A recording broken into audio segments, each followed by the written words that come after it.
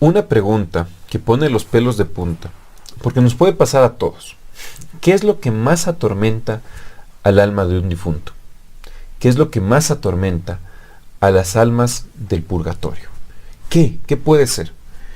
Justamente hay una carta de Santa Margarita María de Alacoque que vamos a leer en el día de hoy en este video, por eso le pido que se quede en este video, que nos dice justamente eso. ¿Qué es aquello que atormenta las almas del purgatorio? ¿Será que nosotros tenemos algún pariente en esa situación? ¿Será que nosotros no podemos estar en esa situación? Veámoslo.